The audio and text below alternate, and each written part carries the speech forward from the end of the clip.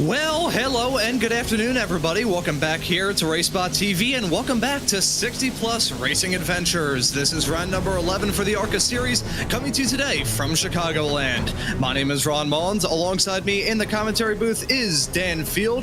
Hugo Luis is our producer for today's broadcast. Well, Dan, for this latest round of this ARCA series, as we get to the end of the season here on iRacing, nonetheless, we head to a rather intriguing track in the NASCAR world. Chicagoland, soon to be one of the latest comeback stories in the world of NASCAR, as it's set to return to the NASCAR schedule in 2026. But ever since 2019, this track really hasn't gotten a lot of use, but this track can put on some absolutely fantastic racing and may seem like a cookie cutter intermediate, but this track is far from that.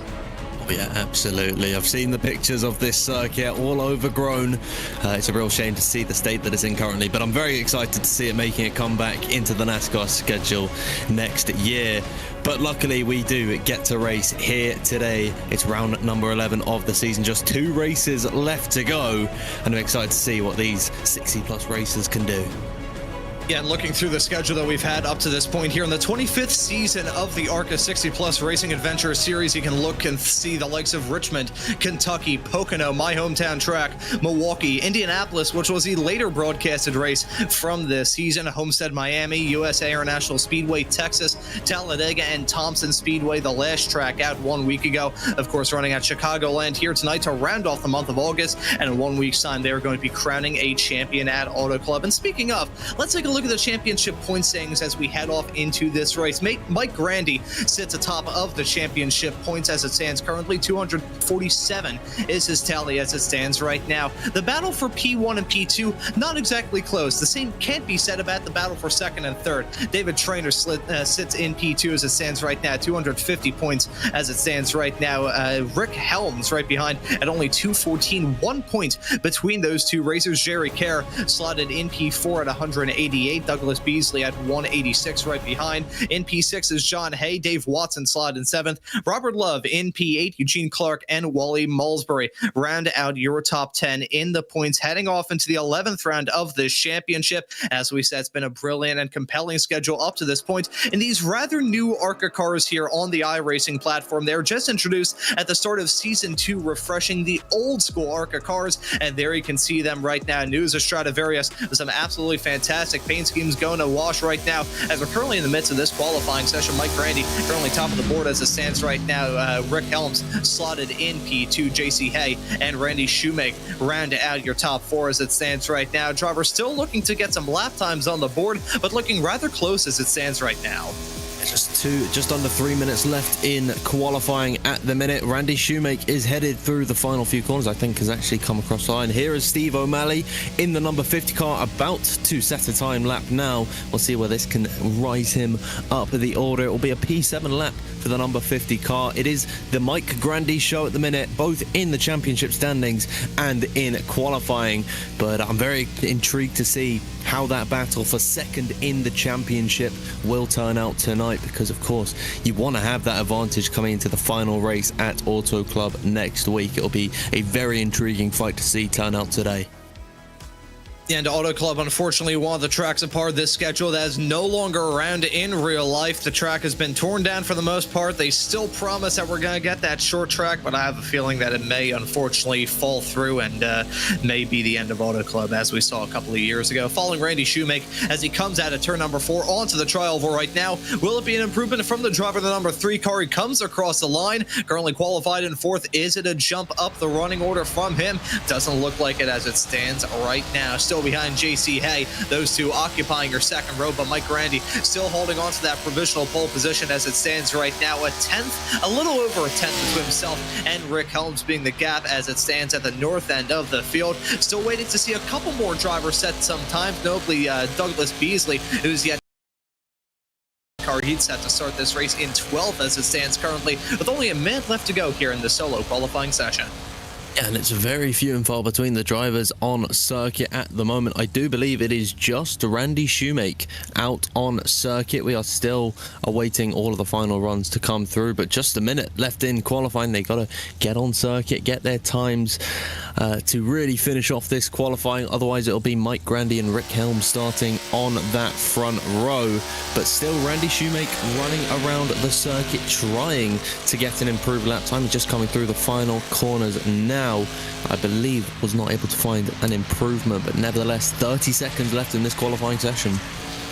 Yeah, with 30 seconds left to go and nobody out on track, Randy Shoemake already exhausting the laps that he's done up to this point. It being a solo session, these drivers limited in the amount of laps that they can set on the board before iRacing said, okay, you've had enough attempts, now you just have to be okay with the time that you have set. Still, pretty good start from Randy Shoemake, as it looks like he will line up on the starting grid in P4. But as we tick away the seconds here in qualifying, about to click over to the race, which is set to be a good one here today for the 11th round of this ARCA Championship here for 60 Plus Racing Adventures on RaceSpotTV. And to all of you tuning into this broadcast, if you enjoy the racing action here today, how about you hit that subscribe button and the notification bell so you never miss out on any of the racing action. But let's take a look at today's starting grid. It'll be Mike Grandy in the number 12 car starting this race from the pole. A 30.452 is his qualifying time. Rick Helms set to join him on the front row. It will be JC Hay starting this race in third, next to Randy Shoemake in fourth. David Traynor will start this race in P number 5 in the number 38 machine, about a quarter of a second off of your pole sitter of Mike Grandy. And rounding out your first half of the grid here is going to be Jerry Kerr. To the final page of the grid, we got Steve O'Malley in the number 50 car starting on the fourth row alongside Bobby Love in the 44. Then it's Eugene Clark and Dave Watson rounding out the top 10 in 9th and 10th position. And then starting on the back row of the grid, I believe this is Wally Moulsby and Douglas Beasley in the number 98 and the 99 as the cars begin to grid. It's a nice sunny day with a few clouds overhead. It's going to be a good one today, I reckon.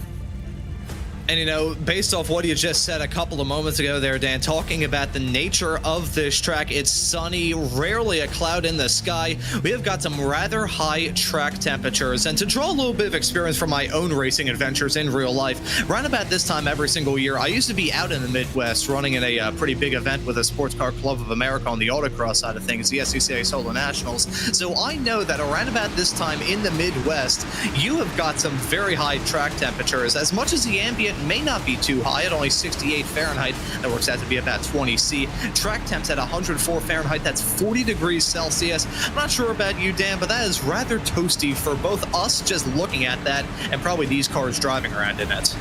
I'm trying to think what 104 Fahrenheit is in Celsius. I believe, yes, that is very, very warm. Around about 38, I would say. Something of the sort, who knows? But yes, this is a very warm circuit on a very warm day. And I just can't wait to get into it. I grew up watching NR 2003 crash compilations, yet I've never done a NASCAR race, and I'm so excited to see what these 12 brilliant drivers can do today, hoping that they can keep it cleaner than those videos that I used to watch when I was younger. But the formation lap should be coming to an end soon, and we're about to get some green flag racing. We've got a hot track and hot competition as we round off this season here for 60 Plus Racing Adventures. 80 laps in front of us, a 12-car starting grid. That pace cars come down pit lane, and we are racing here at Chicagoland. Pretty good start for both of our front row sitters. Look at Grandy on the inside line, the 12 machine getting off to a much better start than the driver on the outside of him as they file off down into turn number 1. Pretty compelling and rather commanding start from Mike Grandy. Right behind those side-by-side battling with Rick Helms and JC Hay as they head their way onto the curved back straightaway for the first time in this race. A difficult start for Rick Helms. He's feeling the pressure from JC Hayes as they head in towards turn number 3 and 4 for the first time. They've kept it all clean. That is the main thing, that there was no contact through the first couple corners. As they come around to finish the first lap, it is Mike Grandy leading. Yeah, Mike Grandy, as he has done so often throughout the season, getting off to a good start. Looking at Jerry Kerr in the 199 car trying to sweep around the outside. That's himself battling harder with a 38 of David Traynor as well. He holds on to P5 as maybe got to try and get a run on the Hot Wheels machine. The number 3 of Randy Shoemake right in front. The Hot Wheels car not really hot as it stands right now, running in P4, not making any gains in front. And with Jerry Kerr getting off to a very good start, he may try and start to feel some pressure from behind. Absolutely, as they come across to begin lap number 3. Randy Shoemake looking to the inside line, potentially, of JC Hay through the first corner. No move given there, but still, it's good to see these guys getting competitive early. We get to see some nice, fun, entertaining racing. But of course, this is an 80-lap race. Plenty of time, plenty of opportunities for these drivers to make their overtakes as we go on board with the number 38 of David Traynor, looking to the inside line of the 199 machine. And this is the move for P5 as they complete lap number 4. Seems like Kerr's just about going to hold on. But already settling into a groove here for this race. Jerry Kerr, as much as he got off to a good start, he's now feeling that pressure from the 38 machine on the inside. But David Traynor going to have to jump up to block the run from the 44 machine of Bobby Love and the Love's truck stop car. As we take a look now, side-by-side racing with the 89 of JC Hay and the 3 of Randy Shoemake. Is a battle for P3 with Shoemake and that Toyota badge ARCA machine trying to wheel it on the inside line. Will we be able to see him clear it off? As that's been going on, Mike Brandy blinking in and out a couple of moments ago. Clearly, the UFOs are aplenty here at Chicagoland. He blinks in and out, still holding on to the race lead. Now nearly 3.5 tenths of a second over himself and Rick Helms, as it looks like JC Hay has shaken off that challenge from the 3 of Shoemake, at least for now. That's great defensive driving as Randy Shoemake gets very out of sorts, headed through the next corner. He's up into the wall, trying to keep it out of that side. And now they're almost 3 abreast, headed in towards the next lap number 6. It is David Traynor, the real winner in all of that. Randy Shoemake will maintain P5. That was a scary little situation. And speaking of scary, there's an accident between the number 98 of Wally Woolsby and Dave Watson. They've made contact through the first corner. And the pair of them, well, that 17 looks pretty beat up to me. Yeah, neither of those cars going to be feeling good at all as a result of that incident. The yellow coming out for the very first time in this race. It comes 6 laps in, and let's take a look at this incident as they headed their way out of the tri-oval. Contact being made. The 98 there of Mulsbury really trying to squeeze him up there on the high side. Dave Watson, nothing that he could have done. There's many physics-defying things that you can do on iRacing from time to time if you hit a wall just right, but I don't think he can phase through the wall, and even if he did, I'm pretty sure he'd have a pretty rough ride falling off the banking on the outside turn number 1. That'll bring out the first yellow of this race. A rather messy incident all around, but outside of that, it's been a very clean start here at Chicagoland. And you don't want to see these accidents early, and hopefully those guys can get their cars repaired and come back out on circuit and still be in contention for a decent race here today. That's what it's all about here in the 60 Plus Racing Adventures. It's just a bit of fun for these guys to turn up each week, race against maybe some of their online friends. And as pit road opens, I mean, the floodgates open. Look at that. Every single driver into the box. Yeah, everybody coming in to try and put some new tires on these race cars. I mean, we mentioned it right at the top of the show. This track, as it stands right now, is pretty much in a state of abandonment. Even before NASCAR abandoned this track, though, it was rather rough on the tires. The old asphalt around here pretty much acting like a General Tire cheese grater. I would say Goodyear, but no, it's the ARCA cars. We gotta mention General Tire. Up on the checks are all gonna go. Who's gonna come out in front? Give it to Grandy. He takes left side tires only. That's gonna be a pretty big jump from him. Drivers dropping down a little bit, deciding to take all 4s. Now we get to that point of this race where we can talk about the split strategies. Nice to say that we've already got some strategy content, despite the fact that we're only a 10th of the way into this 80-lap long race. Dear me, I will have no clue whatsoever about the strategy. I'll just be nodding my head and smiling at whatever you say. But yeah, absolutely. Strategy is always fun to see, especially when you get an early safety car. I guess I should say yellow flag and the pace cars out on circuit. I'll try to keep it as American as I can today.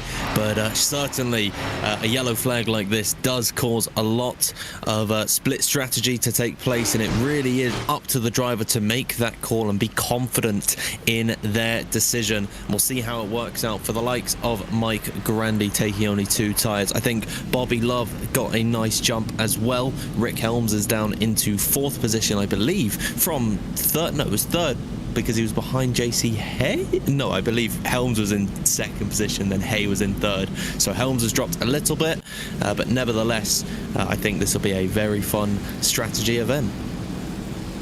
Yeah, certainly looking forward to how this race is going to shake out. That's the thing when it comes to a race like this, as good as a racing action could be out there on the racetrack, once you throw the strategy into the mix of that as well, then you can really get dicey. It can really get exciting. I will say in all of this, one driver who certainly got the short end of the stick is, without a question or shadow of a doubt, Randy Shoemake. He now finds himself in P12 as it stands right now. I think these racers will be somewhat happy, though, about a round of yellow flag pit stops on a track like this with that transitioning off the banking onto the apron.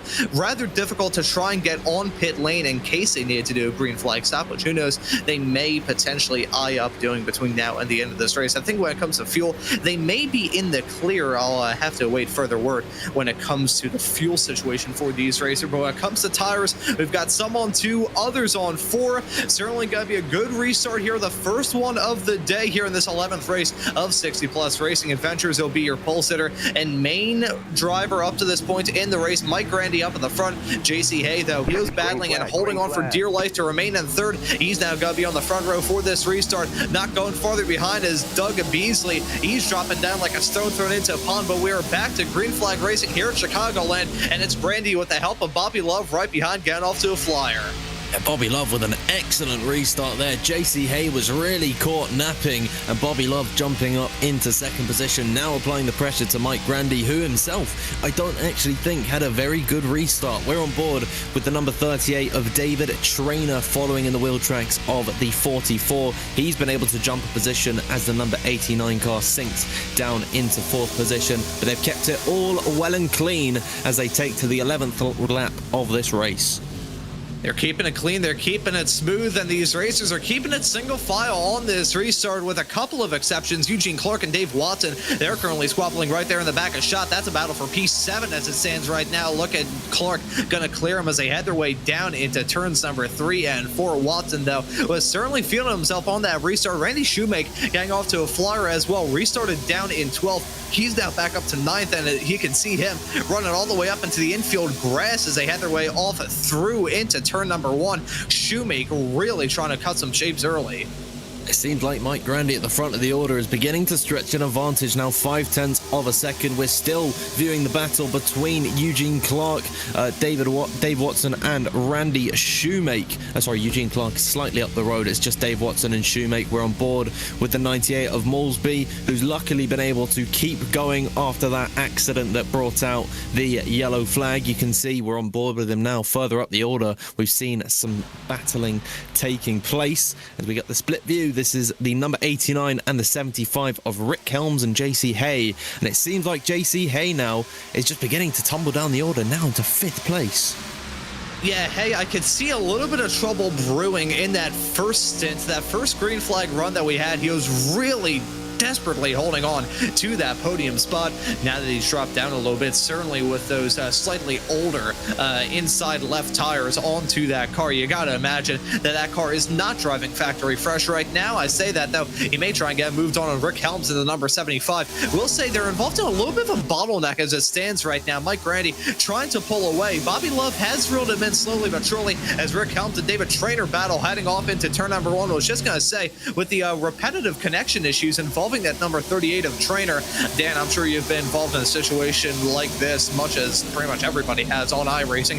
Battling a driver who's blinking in and out, usually rather terrifying on the road course side of things. If you do it on an oval, that's even worse. Oh god, it is very, very scary to see. I've not got the most iRacing experience in the world, but I tell you what, those GR86 cars can be very scary to drive when there's a ghost popping in and out of existence. As Rick Helms is really feeling the pressure from David Traynor, Bobby Love having a little look in as well. JC Hay and Jerry Kerr, they're just watching in the background, and in fact, JC Hay will go around the outside of Bobby Love, headed through the dogleg, and will take P4 back. So it seems like he's settling back into this race after struggling off the restart, and now we'll see him have to defend that position. Bobby Love certainly won't be taking that one lying down, but just 16 laps into this race, we've seen what feels like a full race worth of action here. This has been brilliant so far. And these racers have been keeping it clean as well, which is good to see as well. Got some battling going on all throughout this field. Mike Grandy still leading. The battle for P2 and P3 still intense between Rick Helms and David Traynor. Those two have been throwing haymakers at each other, albeit they're a little bit spread out right now. The battle right behind, though, involving JC Hay and Bobby Love. You can also see that Jerry Kerr is involved in this ever so slightly, and Eugene Clark. If those three really start to duke it out, you could see that number 73 Cornflakes machine get involved in that battling as well. Side note, love to see the wide variety of paint schemes. If there's one thing that grinds my gears more than a blown clutch, it is a field of race cars that are not eye-popping and really cool to look at. One thing that I love about this field is you've got some good-looking race cars out here. Yeah, I gotta say, the best thing you can ever download is not iRacing, but it's in fact trading paints. So you can see all the different paint jobs that everyone likes to put on. As here is Wally Moresby in the black monster car going up the inside of the Hot Wheels mobile. How often can you say that? You can only say that on iRacing here at the 60 Plus Racing Adventures, but Moresby doesn't look to be able to make the move this time by, and from 8th downwards you can see the gap between them and the rest of the field. They've really dropped off the pace. 3 seconds Randy Shoemake is behind Mike Grandy at the minute, and that can be very challenging to make that up later on without a yellow flag. Yeah, that is slowly but surely getting closer and closer to insurmountable for the gap between this first half of the field and the back half of the field. But this battling that's going on involving these racers up at the front, if there is an opportunity for a yellow to come out, it would certainly come from this battling up at the front, because these racers really starting to, I wouldn't say get impatient, but they're definitely getting a bit more aggressive in terms of the moves that they're trying to do, including this battle up at the front. Mike Grandy, as much as on this restart not too terribly long ago, his gap was nearly 0.6 of a second, certainly comfortably over 0.5 a second for a decent period of time. Now about 0.2 of a second, sometimes fluctuating to less than 1/10. Rick Helms really getting Mike Grandy's number. I think there could be a lot of things playing at that as well. Rick Helms, I believe that number 75 car was one of those cars that came in for the 4 tires. Now, as much as the right-hand side tires are certainly going to be the more valuable ones when it comes to something like this, taking 4 is still going to help you out a lot when it comes to the grip department, doubly so around a racetrack like that. So I think Rick Helms really starting to reel it in just because he has that better tire life, as we take a look now at this battling still heating up between Shoemake and Moresby. And that is a classic switchback move there from Randy Shoemake. Even on an oval, you can make that work. That was very nice. Got overtaken on the inside, then took a better exit off of turn at number 4, ducked to the inside of the dogleg, and made up that move. But something tells me that this battle will not be over for a very, very long time. Being at the head of this pack, it'll be very difficult to stretch away from the rest of the field behind you. And I do expect that these guys and possibly Beasley and O'Malley behind. Maybe Dave Watson can get involved as well. He's fallen way off the back of the field. Actually, he's 5 seconds off the leader, but I'd imagine that those 5, they can have a nice scrap. And it seems like at this point on lap number 23, we're sort of in 2 races at the minute. We've got the top 6, they are in 1 train. Then Eugene Clark is running almost by himself at this point, and then the bottom 5 drivers in this race making up race number 2. So very interesting to see how this one pans out. And nice to see Douglas Beasley make a comeback in this race. We saw on the restart that we had not too terribly long ago here today. Saw him cut it immediately down to the apron, probably missed a shift, and had to pull out of line before any sort of accident took place. He's now running firmly in 10th and has a fantastic view of the battling that's still going on between Moresby and Shoemake. That's a battle for 8th as it still continues on. And in all that squabbling, the drivers up in the first half of the field really starting to pull away, as here comes Beasley. Moresby not getting a good exit at all, coming out 3 and 4. And now look at that 9 car trying to ship it on the high side, run it on the high line, and try and get that move done and kind of keep that momentum rolling on the high side. And he's got to clear them as they head their way onto the back straightaway. Moresby now with the final car inside of the top 10. He's got a blessing in disguise in the sense that the number 50 of O'Malley is about 2.5 of a second behind. Certainly not a comfortable gap, but it is still one. That was scary, wasn't it? It looked like that number 98 was just a little bit tight off the exit, and there was a slight touch there from the number 44 to the back of the 89, headed through turn number 2, I believe that was. Now they're side by side down the back straightaway, and it seems like that Bobby Love has just about pipped that position. JC Hay will duck back down the inside. They have lost a hell of a lot of time now to the top 3. The gap between Bobby Love in 4th is now 2 seconds to Mike Grandy at the front of the order, and that was a hairy moment for those guys headed through the second corner. They're going to do the exact same thing, headed on towards lap number 27, very close to contact. They're into the wall, headed off the exit of turn number 2, and once again they make contact for the second lap in a row. Yeah, these two really starting to get physical. You can tell how much this battling has gone aggressive based off the fact that front 3 have started to drive off into the sunset. JC Hay and Bobby Love nearly ending in disaster as they came out of turn number 2. You can see Bobby Love against the wall. He had, I think he probably had nearly all 4 up off the deck as it came out there. Big bit of contact, and they got to try and repeat a contact being made through turn number 2. Sideways of the 48. He's going to impact the wall. We remain green. He's going in a straight line, but very slow as Bobby Love. He's going to drop down like an anvil push out of a helicopter, now down to 10th. That was an ugly, ugly sight, and look at Eugene Clark now trying to give the same amount of a headache to JC Hay like Bobby Love was giving JC Hay earlier. And now this has brought Randy Shoemaker and the rest of the pack back into the fray, so all of that contact between those two drivers really just kind of ruined both of their races. JC Hay and Bobby Love really just getting a bit frustrated under the hood, and that is a real shame to see. Now the 89 beginning to drop down the order once more. Now Douglas Beasley has gone past him, and the 89 is onto the apron. That looks to be a pit stop impending. Bobby Love and Dave Watson will go back past him, and now the 89 will take to pit row. Here is the replay. JC Hay just drifts up the circuit, makes the contact with the 44, and Bobby Love couldn't keep it out of the wall. That is a real shame for him. He's still going in 9th position, but certainly some damage to the chassis of his car. Yeah, there may be a meatball flag up in the air for the number 89 of JC Hay. Would be shocked if there was one for Bobby Love as well, if that was the case. That, or he's just assigned to make a strategic call, say, you know what, at this point we're 50 laps away from the checkered flag, may not be able to make it on fuel, and based off the fact that we've been green ever since the first restart, knowing my like I probably just jinxed it, and a driver's gonna hit the catch fence in about 5 seconds time. But based off how long of a green flag run we're in the midst of right now, these racers may have to consider the possibility that we could run green through to the fall of the checkered flag. Absolutely, that is a possibility, but given how the racing has been so far, I wouldn't put any money on the fact that we won't get another caution, because really they have been quite aggressive. As here is Bobby Love into the pit lane, you can see the right side of his front bumper is really banged up, and I'd imagine the entire right side of his car is quite jacked up. So here we are looking at Randy Shoemaker, who's making a little bit of a comeback in this race. He was way down the order, and I believe 12th position off the restart, has been able to avoid all the drama and is now in 6th position, right on the tail of Eugene Clark in the number 73, challenging for a top 5 position. So it's been a good race for the Hot Wheels car.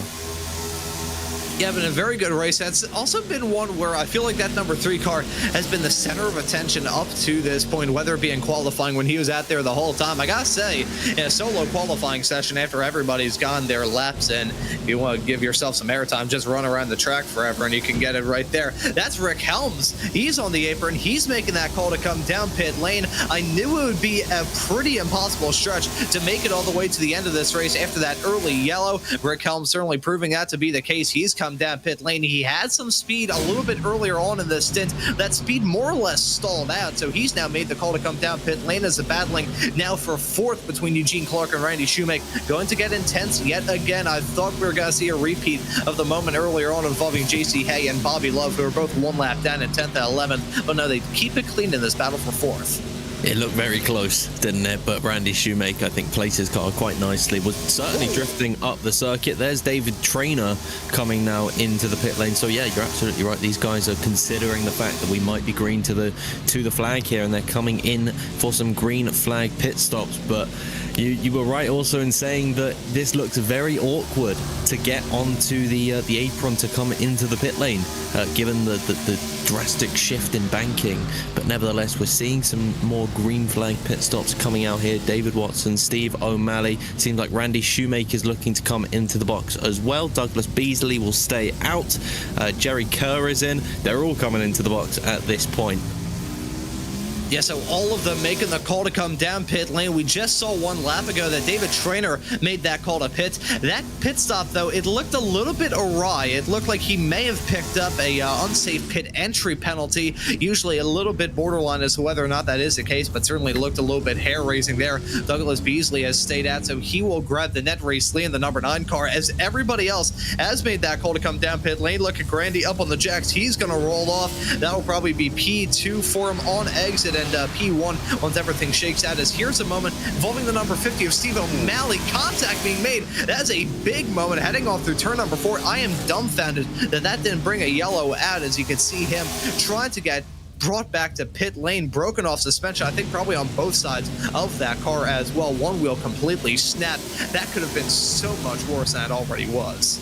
Somehow we stay green. I would have definitely thought a caution flag would have flown for that, but it seems like the officials being a little bit lenient with the caution flags out today. As here is Bobby Love making his resurgence in this race, and it doesn't really bode well that these two have found each other on circuit once again, the 44 and the 89. JC Hay has made a pit stop. I believe Bobby Love still out on circuit after not making his stop just yet. There is the 9 car coming out onto the circuit, and yeah, we should be expecting Bobby Love into the pit lane very, very soon. And I really do hope that he can get out of the way of JC Hay.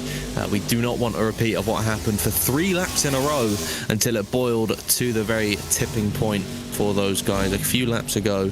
As we're checking back in with Mike Grandy, he's got Rick Kelms for company, but so far this has been 38 laps down. 37 laps down. We're on lap 38, and 37 laps led by Mike Grandy.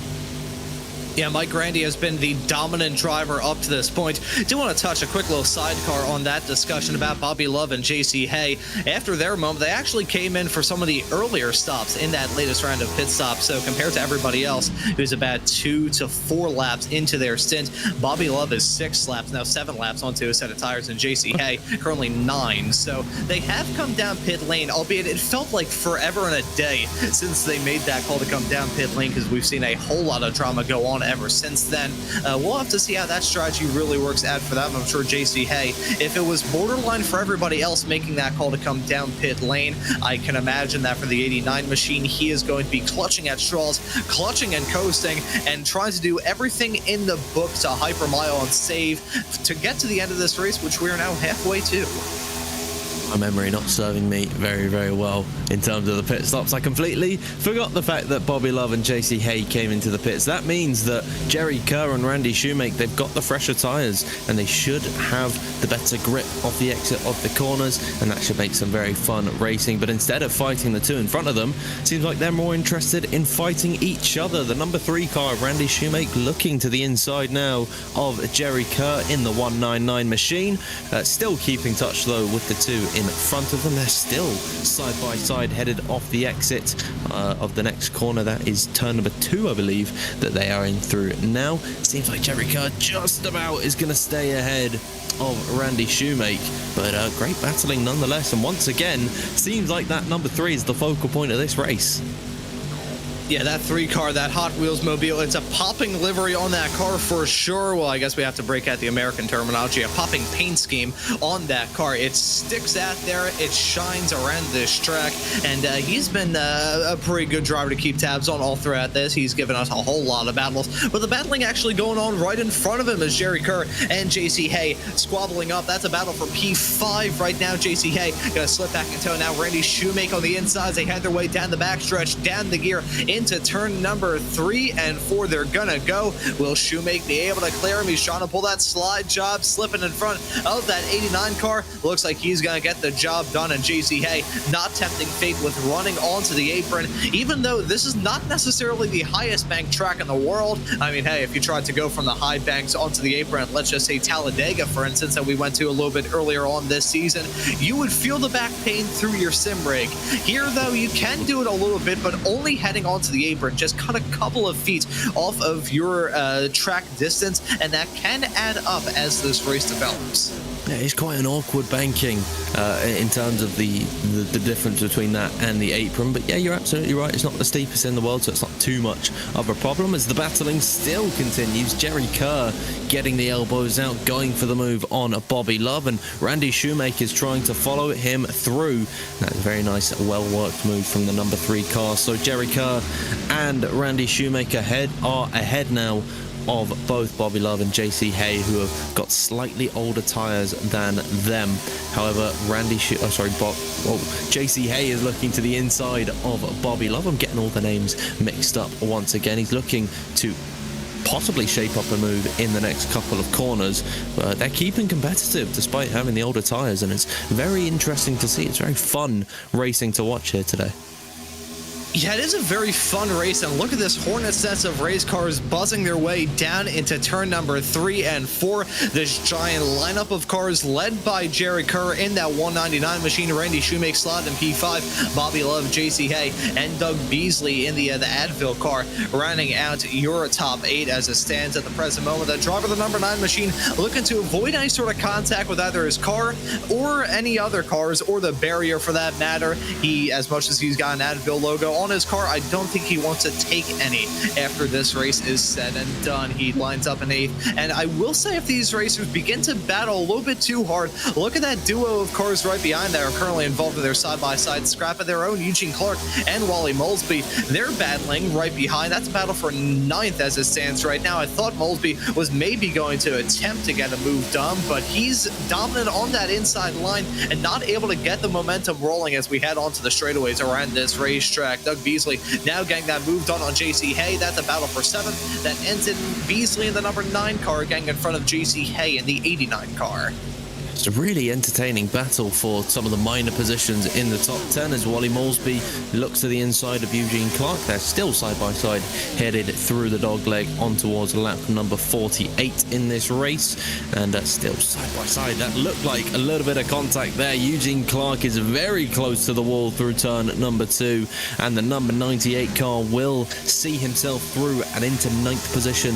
Now has got JC Hay with the older tires in front of him. He'll want to get a move on, as he'll be feeling the pressure from the number 73 very, very soon. But what a battle between 4th down to 10th position. That's 7 cars in this train. It really is entertaining to see, as a very aggressive move to the inside of the apron at the dogleg for Wally Molesby. He will look up the inside of JC Hay in through turn number 1 and 2. That's a nice move from the number 98. You know, it's still not over yet as look at JC Hay keeping that momentum rolling on the high side as they head their way down the stretch into 3 and 4. He can just keep that momentum rolling up on the high side, and as long as that number 89 doesn't clear him, he'll be good, but he finally does as they head their way out the turn. Look at Eugene Clark following in suit. That number 73 car getting a mighty run on that high side. I think JC may have had a bit of a snap on that run in the wall line, and as a result of that, he now drops down to 10th. Last of the cars really in touch with this field is Dave Watson, the 17 machine, after an incident a little bit earlier on in this race. Don't believe we've seen the same spark out that car ever since. He slid down in P11 as it stands right now, 25 seconds back of your race leader, who is still Mike Grandy. Looking at this battling going on involving Jerry Kerr and Randy Shoemake, that's a battle for 4th, really all by their lonesome as it stands right now. They have to go 5 seconds up the road to find David Traynor, your final driver on the podium. Yeah, they really are a long ways back from the top 3 spots, so this is their race at the minute. You can just forget about the top 3 positions if you're any of these drivers, because this is their battle at the minute. This is their race at win. You want to be at the head of this train to really see yourself as a winner in this one. But nevertheless, still, we've got over 30, well, just under 30 laps left to go in this race. Still plenty of time for any potential accidents to take place or some great battling at the front of the field. Who knows what is is going to happen, although I think Rick Helms has made a mistake just looking at the timing tower. He was about 2/10 behind Mike Grandy. Now that's 1.1 seconds, so certainly Mike Grandy, if it stays green to the flag, should be uncontested in the win of this one, but still plenty of time left for drama and action to take place. Bobby Love has done very well on these aging tyres to keep with this train. You see what has happened with JC Hay. He's down in 10th position. Bobby Love, who they pitted on the same lap, mind you, he is doing a sensational job of keeping with the top drivers in this train and keeping with 4th position Jerry Kerr and Randy Shoemake. Yeah, and those two still giving us a good battle to talk about, as Bobby Love and Douglas Beasley giving us a good battle to talk about for 6th right behind as well. These racers giving us a good one here, giving us a good show on RaceSpotTV for the 11th round of this ARCA series for 60-plus racing adventures. Mike Grandy now holds on to a 1.7 second lead over Rick Helms, as here we go side by side, heading off into 1 and 2 between Kerr and Shoemake. Look at Kerr on that high side, trying to rip the wall, keep the momentum rolling as they head their way onto the backstretch, and Randy Shoemake gonna understandably slot back in tow. Now look at the 9 of Beasley crowding the 44 of Bobby Love up on the high side. Look at the margin for error for that 44 Love truck stop car. If he goes 3 feet too high, he's in the wall. If he goes 3 feet too low, he's going to be in the side and merged within that number 9 machine. Love, though, doing a mighty job to hold on to P6 as they head their way through the start-finish straightaway. Just want to touch on that battle up at the front. That isn't really a battle right now. It's essentially just Rick Helms in the 75 car trying to battle the change of conditions as we've had to go through at this race. We talked about the fact that he may have had a mistake. Not really seeing a mistake from my end. I'm just seeing him consistently lose a couple of tenths of a second every single lap. Lost 2 tenths last time by, and that's more or less been the trend as of recent for those front two. So I think Rick Helms not really running into a mistake, just running into the changeable conditions here, as it is still a side-by-side battle for the spots involving P5, P6, 7, and 8. Yeah, and I think that the draft really can help you if you're struggling for pace with another driver. So I think Mike Grandy just has that advantage in terms of having more pace than Rick Helms, and once Helms lost that draft, he really is struggling to keep up. Meanwhile, this battle's still raging on as they head through turns number 4 and now in towards the dogleg to start lap number 57. So close to contact between Randy Shoemake and Jerry Kerr, side by side through turn at number 1 and 2. It's the 3 on the bottom of the 199, the lowest and the highest number of all the cars on the field, scrapping it out for P4, and Jerry Kerr still maintains that 4th position. Meanwhile, we've seen JC Hay come into the pits, so we should expect maybe in the next 3 or 4 laps to see the rest of the field coming into the pits. Yeah, David Traynor making that call to come down pit lane as well. He was running in P3 effectively all by himself. I said that these two that we have on screen right now were running in a land of their own. No, David Traynor, I'm pretty sure he was probably checking his email because he had nobody around him. But look at that 3 with Shoemake. He dives down to the inside. Would not be shocked if he's going to make that call to come down pit lane here, as he's slow on that inside line. Yeah, he's got to cut down onto the apron. Rick Helms also going to make that call to pit as well. I think that 75 car of Rick Helms, his greatest shot is doing it in the short runs. Look at that drop in the anchors, big time for Shoemake to try and get it slowed up to pit lane speed limit. He gets it done, I believe, not hearing about any sort of penalties for that number 3 machine. But no, I think Rick Helms, if he has any shot at taking this win over Mike Grandy, it has got to come in a very short run. Once these stints have gone a little bit on the longer end, we've really seen that car start to drop off when it comes to pace. But if it is a short run through to the checkered flag, and we even have a couple restarts to mention, I think Rick Helms may have a pretty alright shot in this. Absolutely. This race continues on now. We're at 21 laps to go. Next time by, it will be 20 to the finish. And I got to say, this race has absolutely flown by. It feels like just 5 minutes ago we were starting off this race. But these drivers have really done a fantastic job of creating entertaining and just straight up fun racing here today, as we're seeing the onslaught of cars into the pit lane. Now the leader, Mike Grandy, has entered pit road. That will see Eugene Clark into the lead of this race, unless he also decides to come into the pits. That number 73 will have to box at some point. Mike Grandy pulling into his pit box now, right at the end of pit lane, and here is the number 98 of Wally Moresby coming back out onto the circuit. So I should imagine that we are going to, these will be the last pit stops, and all these drivers will have the tyres strapped onto the end, have the fuel to get to lap number 80 and finish off this race. There is Mike Grandy coming back into this race. Here is Rick Helms headed through on towards lap number 61. Mike Grandy's got to get up to speed. We'll see where Rick Helms can see himself. Yeah, let's see how it's all going to shake out as Grandy's still trying to shake the cobwebs off his car, heading his way down the backstretch into 3 and 4. That 75 machine going to have a head of speed. He's going to have the advantage on tire temps as well. But Grandy, if he can leave this gap roundabout okay, I think he may come out of this race smelling like a bed of roses. Eugene Cluck down pit lane. That'll give the race lead now back to Mike Grandy as we have 18 laps left to go here in this race. And it's a 2.4 second gap between Grandy and Helms. Looking at the time that they spent down pit lane as well, pretty evenly matched when it came to it all. We'll say Grandy actually spending about a half a second more down in the pit stall. I think he was just able to have that extra lap running up to speed and was able to pull that gap enough where even that half second that Helms was able to gain, not going to help, as that's JC Hay slow big time, missing a front bumper that pops off like a misshapen Lego. That car is ready for the scrap heap because it's below the apron.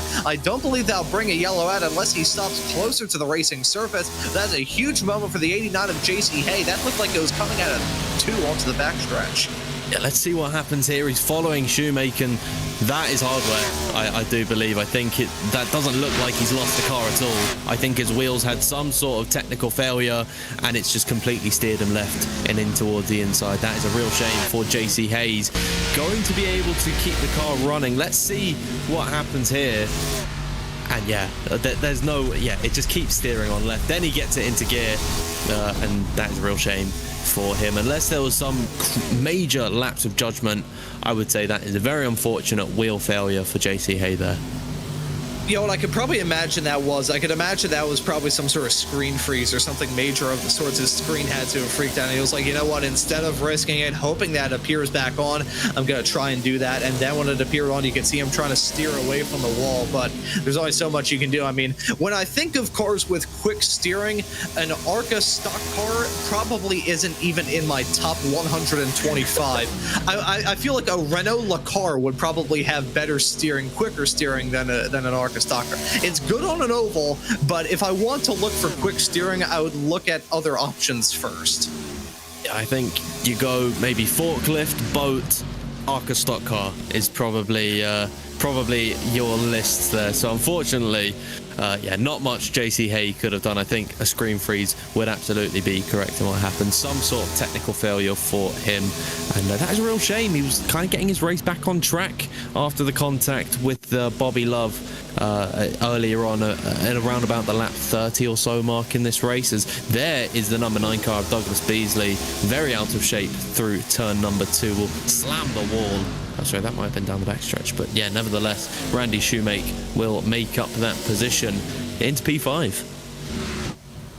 Yeah, that's the thing about Chicagoland. When you think of regular intermediate tracks, regular certainly being objective in this case, when you think of intermediate tracks in the NASCAR world, Chicagoland probably one of the only few, if not the only one, that has a curved back straightaway. It's a track that, in an odd way, this is going back into the world of racing history and oval racing, especially in my neck of the woods in southeastern Pennsylvania. Langhorne Speedway. If anyone's ever seen Langhorne Speedway, it was just about the deadliest track ever constructed by man. It was a giant circle.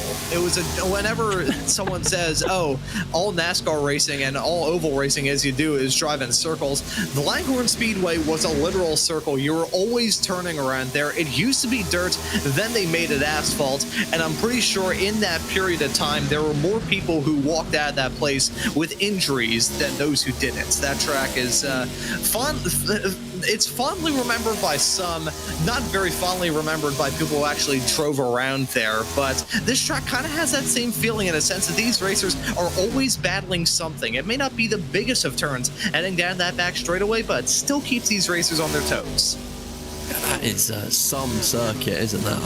I've never heard of a track like that, other than the ones that I used to make in my bedroom when I was about 6 years old. They were just complete circles. So yeah, I never knew there was a real version of what young me used to do. But yeah, I'm glad to see that we've seen a lot more innovation in terms of circuits. They've discovered straights, which is very exciting to see. And we are coming towards the latter stages of this race. It seems like things have calmed down mostly. I wouldn't expect too much battling other than these two on circuit and Douglas Beasley trying to keep touch with those guys.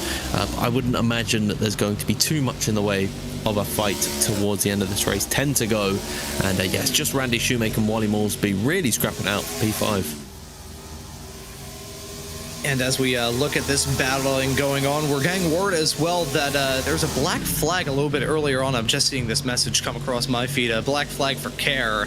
So he's already cleared that penalty, so nothing major there. But if we are wondering why that number 199 car dropped down through this field, that is part of the reason why that took place. He's down in P9 as it stands right now. As we get to the end of this race, it's looking pretty good for Grandy to hold on to the win. It would be another win for him this season, and the championship points gap was already pretty good enough, but I'm pretty sure leaving this race with another win would just about seal it for him here in this championship. Rick Helms, though, trying to hold on to that spot as we look now at this battling involving the 3 and the 98. Randy Shoemaker running in 5th. The number 98 of Wally Moresby slotted in 6th as it stands right now.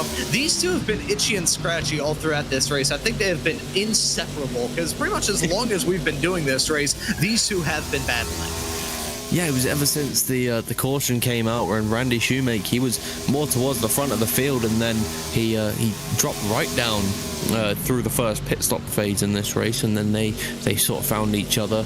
And you got to say, Wally Moresby has had a pretty decent run of things ever since the accident that, of course, brought out the first yellow about 10 or so, maybe even less than 10 or so laps into this race. So he's definitely had a good showing today. And yeah, himself and Randy Shoemaker have been very, very tight-knit.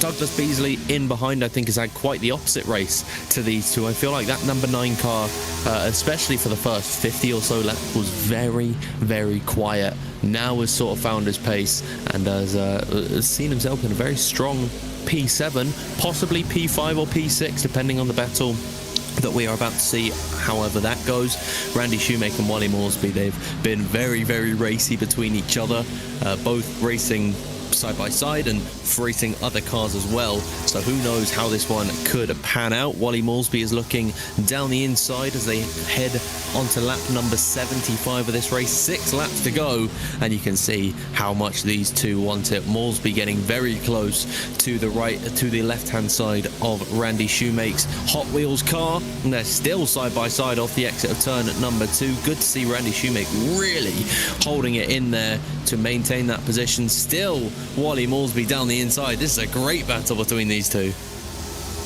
Yeah, and this battle of 2 may turn into a battle of 3 as Douglas Beasley right there to pounce as well. You can see him in that number 9 car, really just allowing these two to battle over these final few laps, and he will be there to pick up the pieces in case any sort of drama goes on, or he's going to decide to mount a charge right towards the end of this race. These two have been duking it out all race long, and as this battle is going on between these racers, looking like everybody else has really run uniform, not really seeing too much going on throughout this. That battling going on right in front is actually a battle with JC Hay, a lapped car, and Bobby Love slotted in 4th. I thought that was a battle, but that's not a battle for position as it stands presently. That's Randy Shoemaker clearing the number 98 of Moresby as they head their way onto that start-finish blast for the final time. Not the final time, far from the final time. A couple more laps left to go here in this race. Bad verbiage from me, I think, is the best way I can describe that. But here comes the 98 of Moresby looking to fight back yet again on that inside line through 3 and 4, keeping it tidy, keeping it clean, and in all that battling, Douglas Beasley not really able to capitalize on it all at all. He's now 0.6 of a second back. He's going to have to hope for a miracle in the final couple of laps of this race to reel these racers in. Despite being side by side for the better part of 3 laps, Randy Shoemaker and Wally Moresby have actually caught up Bobby Love, and they are right behind the number 44 car. The 89 of JC Hay is a couple laps down on these guys. That will make it very tricky for this battle to really shape up. Now we've got 2 laps to go. Mike Grandy, he's completely dominant in this race. All eyes are on the battle for 4th position because Randy Shoemaker looking to the outside line in towards turn at number 1 as he got the momentum to see it the long way round. around on Bobby Love. There is the move for Randy Shoemake into 4th position on the penultimate lap of this race.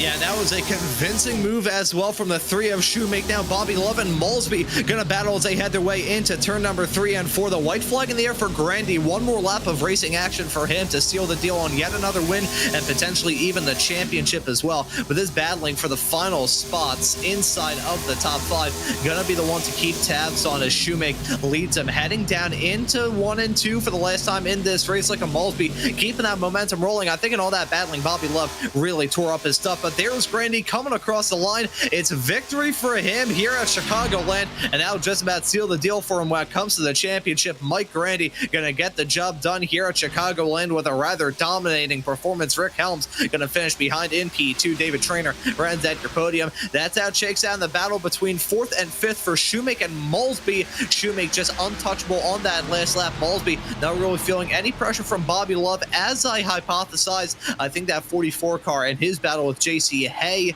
that really just tore up the tires, munched him up, and spat him out on the outside of the track. So unfortunately there for the 44, just not able to hold on to that spot inside the top 5 as we got to the end of this race. But Mike Grandy gonna burn it down on that start finish straightaway. That driver, the number 12 car, and that number 12 car was dominant throughout this race. He got out to an early lead after starting from the pole, and he never really looked back.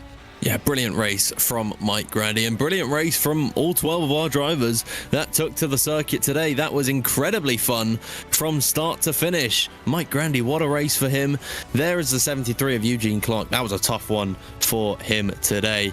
Especially, he was looking pretty strong earlier on, but yeah, what race that really was. The last couple drivers just coming to pit road. Here are your results for today. The number 12 car of Mike Grandy will win this race ahead of the 75 of Rick Helms. David Traynor will round out the top 3 in 3rd position. There's a great battle between Randy Shoemake and Wally Malsby. They line up 4th and 5th with the number 3 car ahead of the 98. Bobby Love in P6 after losing 2 positions in the final 2 laps, and Douglas Beasley in 7th. Dave Watson in 8th, Jerry Kerr 9th after serving his black flag penalty, and then Eugene Clark will round out that top 10. And then only 2 more cars classified in this race. It's JC Hay and Steve O'Malley, both who ran into some difficulties throughout this race, classed multiple laps down at the end of it. And well done to Bobby Love, saying the fastest lap of the race on lap 34 at a 30.569. So that's how it looks for the results from this round of the championship.